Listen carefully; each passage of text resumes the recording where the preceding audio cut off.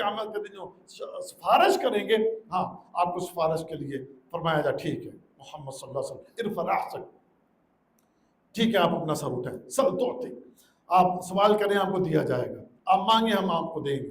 اب اللہ کے نبی صلی اللہ علیہ وسلم جب لوگوں کی شفاعت کبریٰ ہو گئی، لوگ بہت سے جہنم میں ڈال دیے گئے، جنتی جنت میں چلے گئے، تو ابھی امت کا بہت بڑا حصہ ابھی بھی جہنم میں پڑا ہوگا۔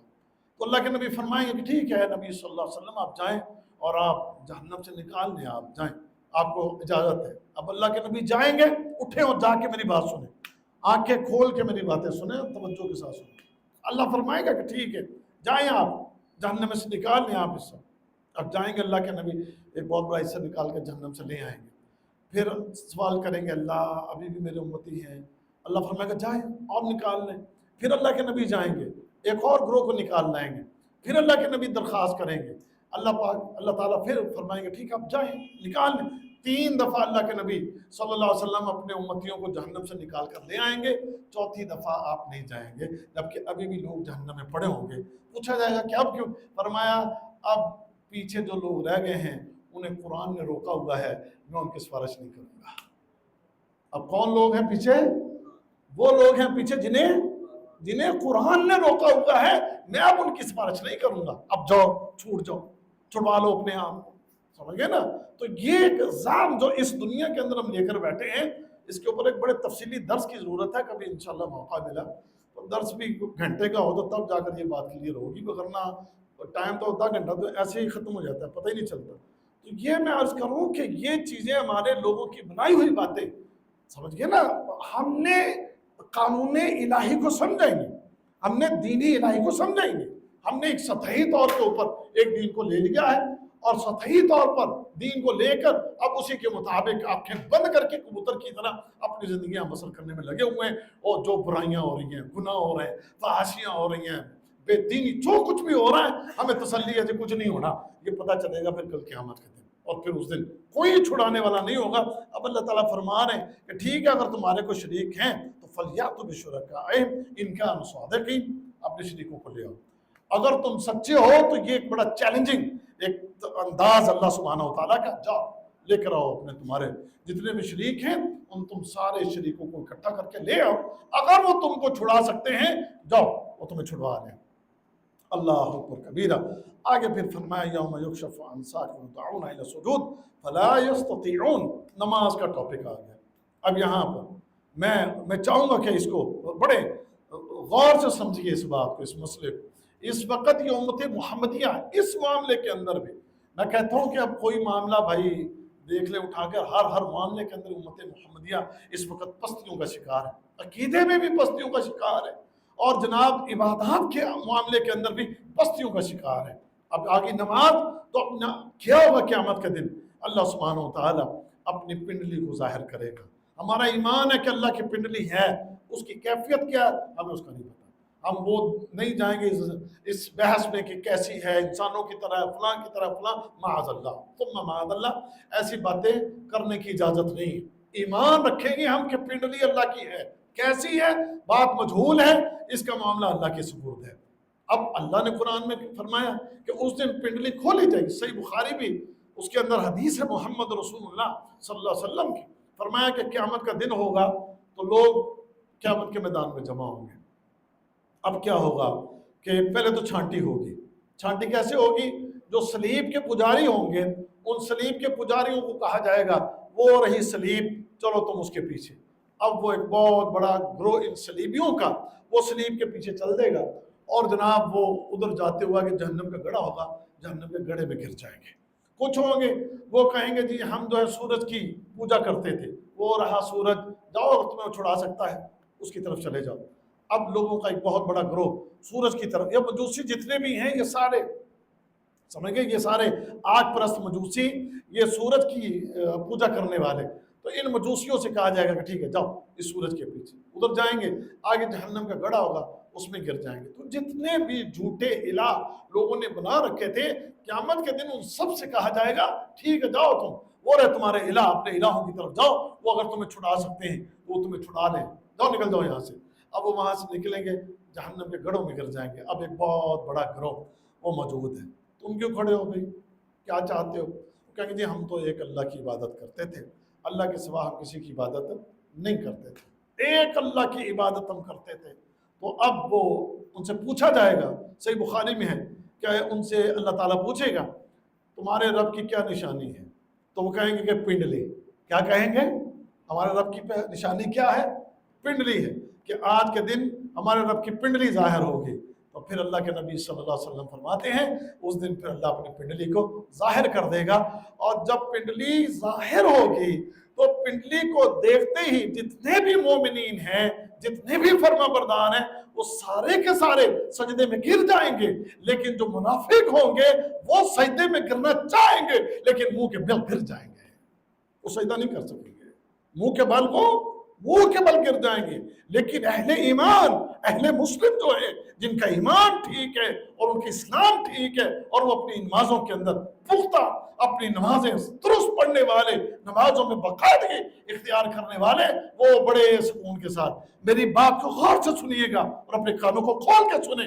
میں آپ کو اللہ کی وارننگ دیتا ہوں، بار بار تنبیہ کرتا ہوں اور سمجھاتا ہوں اللہ کی طرف سے، نمازیں چھوڑنے سے باز آ جاؤ، اور خاص کر فجر کی نماز، فجر کی نماز، فجر کی نماز۔ اللہ کے بندو تمہارے امتحان ہے اور تم اس میں فیل ہو رہے ہو، اور تمہارا یہ ناکام ہونا کل قیامت کے دن تمہیں منہ کے بل گرا سکتا ہے۔ قیامت کے دن تمہیں یہ تمہاری یہ نمازوں میں سستیاں، یہ تمہیں قیامت کے دن پھر سجدہ نہیں کرنے دیں گی۔ تمہاری سستیاں تمہاری اس کمر کے اندر جو ہے ایک سختی کا سبب بن جائیں گی۔ مومن بڑے آرام سے اللہ کی بارگاہ میں سجدے میں گر جائیں گے، بڑے سکون کے ساتھ ان کا سجدہ ہوگا۔ لیکن منافقین جو ہیں، اور اللہ کے نبی فرمایا لوگوں کو دکھا کر سجدے کرنے والے اور منافقین جو ہیں وہ قیامت کے دن سجدہ نہیں کر سکیں گے، سجدہ کرنا چاہیں گے لیکن منہ کے بل گر جائیں گے۔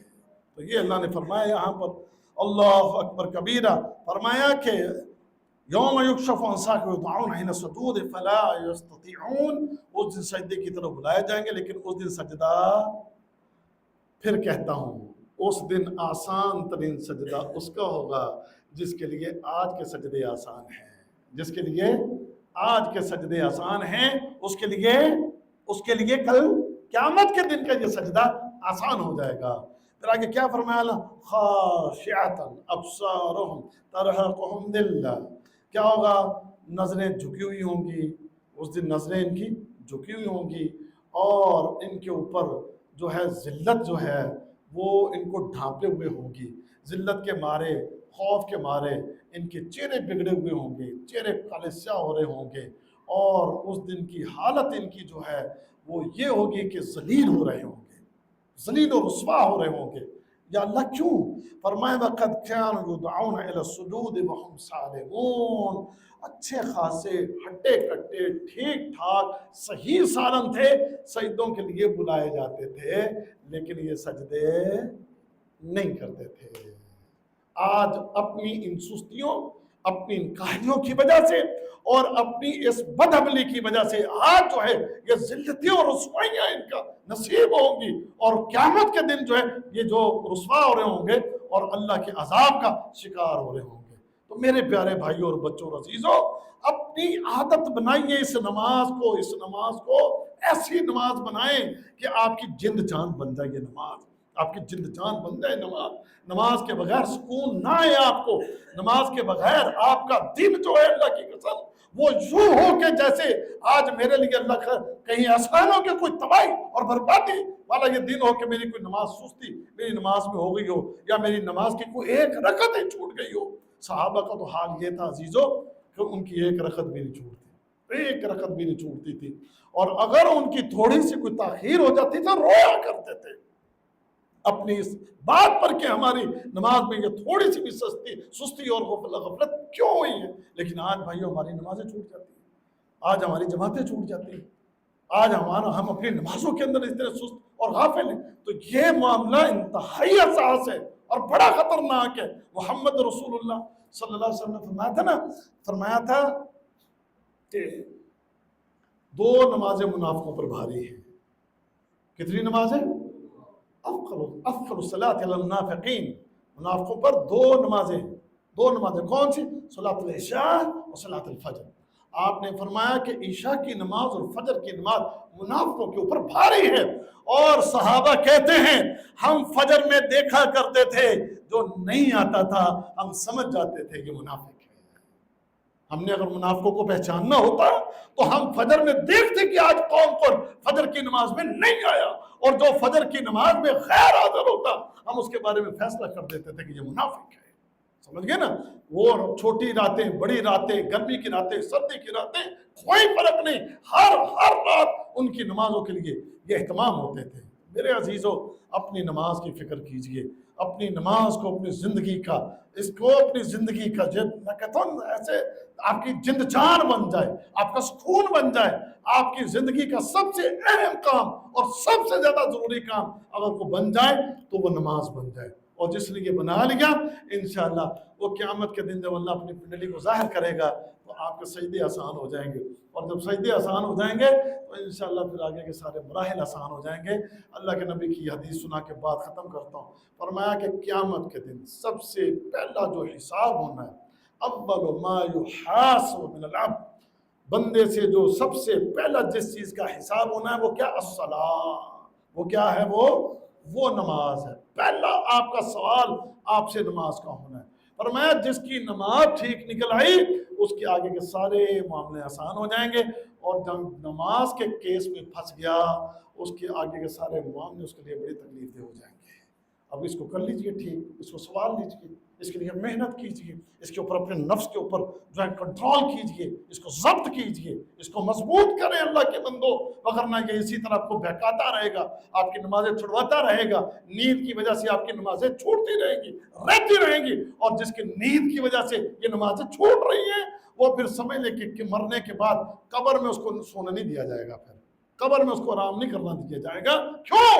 کیونکہ یہ فرض نماز کے وقت میں سویا رہتا تھا، لہذا اس کا بار بار سر کچلا جائے گا، بار بار۔ اور کب تک؟ جب تک قیامت نہیں آ جاتی۔ دنیا میں تو نے آدھے گھنٹے کی نیند کے لیے تو نے فجر کی نماز کو ضائع کیا، تو نے کوئی بھی جو نماز نیند کی وجہ سے تو نے اس کو ضائع کیا ہے، تیرے یہ اس نیند کی وجہ سے تو نے جو یہ اپنے لیے تباہی مقدر کر لی ہے، اب وہ تیرے آدھے گھنٹے اور گھنٹے کی جناب اس نیند کی سزا یہ ہے، اب تجھے یہاں پر سونے نہیں دیا جائے گا، اب تیرے لیے اب۔ اور دوسری طرف وہ مومن ہے، سبحان اللہ سبحان اللہ سبحان اللہ، نمازیں پوری عابد ہے، پوری نمازوں کا صحیح اہتمام کرنے والا، اس کو کہا جائے گا اس کو جنت کے بستر پہ لٹا دو، اس کو جنت کے لباس پہنا دو، اس کے لیے جنت کی ہوائیں چھوڑ دو، اس کے لیے جنت کی خوشبوئیں چھوڑ دو، اور میرے بندے کو سکون کی نیند سلا دو۔ سمجھ گئے نا؟ اب دیکھ لیجیے دونوں میں سے کون سے راستے کو اختیار کرنا ہے۔ اللہ تعالیٰ مجھے آپ کو ہم سب کو سمجھنے کی اور عمل کرنے کی توفیق عطا فرمائے۔